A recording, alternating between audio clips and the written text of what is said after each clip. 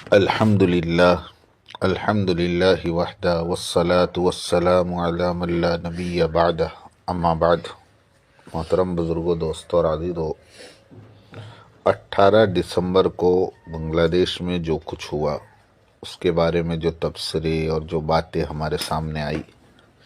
ہمارے کئی ساتھیوں کا تقاضا تھا کہ ایک چھوٹی سی آڈیو اس کے بارے میں بن جاتی اور کچھ خلاصے بھی سامنے آ جاتے، وجہ بھی سامنے آ جاتی، اور ان تمام واقعات کا ذمہ دار کون ہے وہ چیزیں بھی آپ کے سامنے آ جاتی۔ پہلے تو دل نہیں چاہ رہا تھا، لیکن ساتھیوں کے تقاضے کی وجہ سے یہ چھوٹی سی آڈیو ہم بنانے جا رہے ہیں۔ دعا فرمائیں اللہ پاک ہم سب کو حق پر چلنے کی، حق بولنے کی، حق کو سمجھنے کی اور حق کی اتباع کرنے کی اللہ ہم سب کو توفیق عطا فرمائیں۔ سب سے پہلی بات تو میں آپ کو یہ بتاؤں کہ ہمارا دعوت کا کام تقریباً 100 سال سے چل رہا ہے، اور ان 100 سالہ تاریخ کے اندر آپ نے کبھی نہیں سنا ہوگا کہ اس طرح کا انتشار کبھی تبلیغی اجتماع میں ہوا ہو، بلکہ لاکھوں کا مجمع اورنگ آباد میں جمع ہوا، لاکھوں کا مجمع بلند شہر میں جمع ہوا، بڑے بڑے اجتماعات ہوئے، اور صرف ہندوستان میں نہیں بلکہ ابھی ساؤتھ افریقہ کے اندر، حبشہ کے اندر بڑے بڑے عالمی اجتماعات ہوئے۔ ملیشیا کے اندر اتنا بڑا عالمی اجتماع کیا، موروکو کے اندر پوری دنیا کا مشورہ ہوا، لیکن ان تمام اجتماعات میں، ان تمام جوڑوں میں کہیں سے بھی کوئی خبر تشدد کی یا انتشار کی آپ کو سننے نہیں ملی۔ یہ ہمارے دعوت کے کام کا خاصہ ہے، بلکہ آپ دیکھو گے اجتماع کے اندر ہر آدمی دوسرے کا اکرام کرتا ہے، ہر آدمی دوسرے کو آگے بڑھاتا ہے۔ تو پھر آخر یہ جو 18 دسمبر کو بنگلہ دیش میں ہوا یہ کیا تھا؟ سب سے پہلی بات تو میں آپ کو یہ بتا دوں کہ یہ اجتماع کے اندر جو کچھ ہوا ہے یہ تبلیغ والوں کا آپسی جھگڑا نہیں ہے، یہ شورا اور امارت کا جھگڑا نہیں ہے، بلکہ ایک تنظیم ہے جس کا نام حفاظت اسلام رکھا ہے، گویا اسلام کی حفاظت والی تنظیم، مگر وہ تنظیم نے پوری دنیا میں اسلام کو بدنام کیا ہے، اور ان کے بڑے بھی ماشاءاللہ علماء کرام ہیں، اللہ ان کو بھی ہدایت دے، ان کو بھی سمجھ دے۔ انہوں نے باقاعدہ پلاننگ کر کے دنیا سے تبلیغ کو ختم کرنے کی سازش کی ہے، ورنہ اتنا بڑا قدم اٹھانا اور اتنی بڑی حرکت کرنے سے پہلے انہیں سوچنا چاہیے تھا کہ ملک بھی مسلمان ہیں، بنگلہ دیش جیسا ملک، اور وہاں پر تبلیغ کو بدنام کیا جاوے، یہ بالکل مناسب بات نہیں تھی۔ اور جو بھی اختلاف ہیں وہ ہمارا آپس کا اختلاف ہے، اس میں کسی باہر کی تنظیم کو یا کسی باہر کی جماعت کو دخل کرنے کا کوئی حق نہیں ہے۔ 2 اجتماعات ہر سال ہوتے آ رہے ہیں اختلاف کے بعد سے، اور ان اجتماعات سے 40 دن پہلے ایک جوڑ ہوتا ہے جہاں سے پورے ملک میں جماعتیں روانہ کی جاتی ہیں۔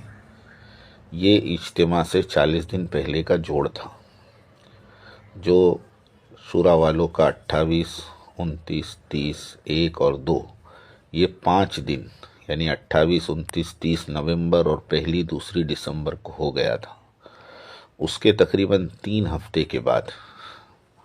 نظام الدین والوں کا جوڑ تھا 20، 21، 22، 23 اور 24۔ یہ تاریخ حکومت کی طرف سے ملی ہوئی تھی، اس میں کوئی شک نہیں ہے، مگر 3 تاریخ کو جب شورا والوں کا اجتماع پورا ہو گیا، اس کے بعد انہوں نے جان بوجھ کر میدان کو خالی نہیں کیا، اور حفاظت اسلام کے چند شرپسند عناصر وہ اجتماع میں رکے رہے، اور 18 تاریخ کو یعنی 17 تاریخ کو جب ہمارے نظام الدین کے ساتھی وہاں صاف صفائی کے لیے پہنچے، چونکہ اجتماع شروع ہونا تھا 20 تاریخ کو، اس سے پہلے سارے انتظامات ہوتے ہیں، وہ تقریباً 1 ہفتہ لگتا ہے،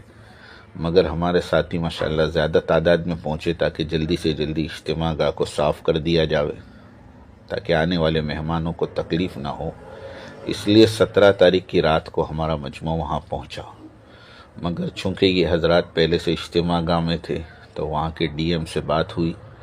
انہوں نے کہا آج رات آپ انتظار کر لو، کل صبح میں ہم آپ کو میدان خالی کروا دیتے ہیں۔ یہ ڈی ایم نے وعدہ کیا، اس کے باوجود رات کو 3 بجے جہاں پر نظام الدین کے ساتھی ٹھہرے ہوئے تھے، کچھ شرپسند لوگوں نے آ کر ان پر حملہ کیا۔ وہ شورا والے نہیں تھے، وہ کسی اور تنظیم کے لوگ تھے، اور وہ چاہتے تھے کہ دنیا سے تبلیغ کا خاتمہ ہو، تبلیغ کا کام ختم ہو جائے۔ کیونکہ میں آپ کو ایک بات بیچ میں صاف کر دوں کہ حضرت جی کے اوپر جو حالات آئے، نظام الدین پہ جو حالات آئے، اور ان تمام حالات کا مقابلہ ہمارے امیر حضرت جی مولانا سعد صاحب دامت و برکاتہم نے جس انداز سے کیا ہے،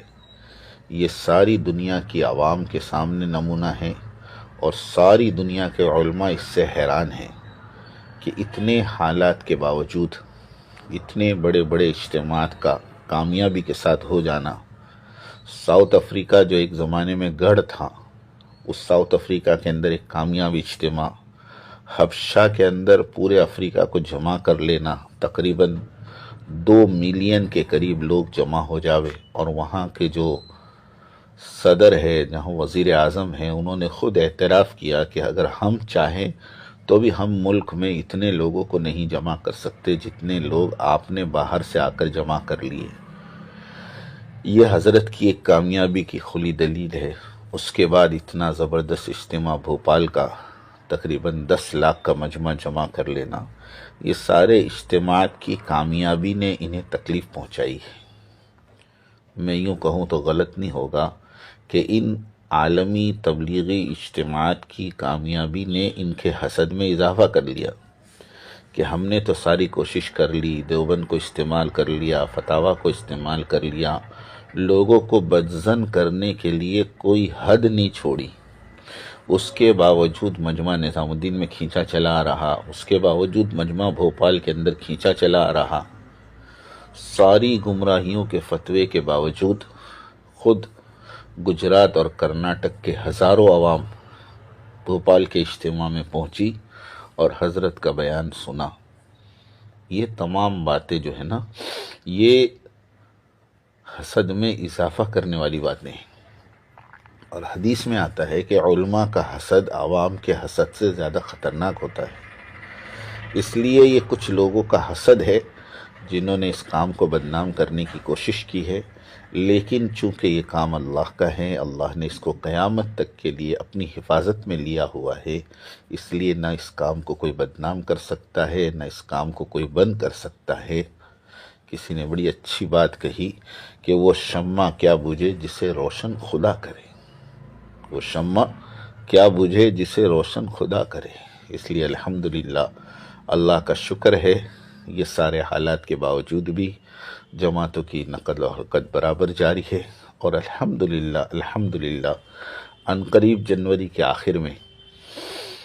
بمبئی کا بہت بڑا اجتماع نیو بمبئی واشی کے اندر، جہاں پر تقریباً 350 ایکڑ زمین میں تو صرف پنڈال ہے،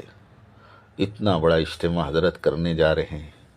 اس کے بعد اللہ نے چاہا تو امریکہ کا اجتماع ایک یادگار اجتماع ہوگا،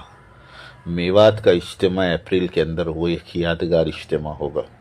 تو اس لیے میری تمام ساتھیوں سے گزارش ہے کہ بنگلہ دیش کے واقعات کو زیادہ اہمیت نہ دے۔ یہ امارت اور شورا کی لڑائی نہیں ہے، یہ نظام الدین والوں کی اور شورا والوں کی لڑائی نہیں ہے، بلکہ یہ تو ایک تنظیم ہے جو تبلیغ کی کامیابیوں کو دیکھ کر اور تبلیغ کے کام کی کامیابیوں کو دیکھ کر حسد کا شکار ہو گئی ہے۔ اس وجہ سے اس تنظیم نے شورا والوں کی آڑ میں ایک حملہ کیا ہے، لیکن میں آپ سے گزارش کرتا ہوں، ہمارا کام تو ہر ایک کو معاف کرنے کا ہے۔ لاک ڈاؤن کے اندر جو ہماری جماعتیں جیلوں میں تھی،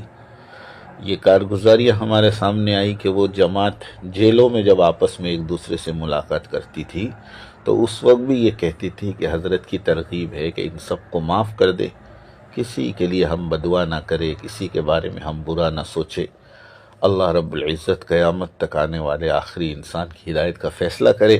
اور اللہ پاک ہر ایک کو جہنم کی آگ سے بچائے اور جنت میں داخل کرے۔ اس لیے تمام ساتھی یکسوئی سے کام میں لگے رہیں۔ ماشاءاللہ بڑے بڑے اجتماعات ہمارے سامنے ہو رہے ہیں۔ نظام الدین کے اندر ابھی ملک کے پرانوں کا مشورہ ہزاروں لوگ جمع ہوئے اور الحمدللہ پوری دنیا کے رخ بنے، تو کام تو اپنی پوری رفتار سے چل رہا ہے۔ اب جن شرارتی لوگ، شرپسند عناصر ہوتے ہر زمانے میں،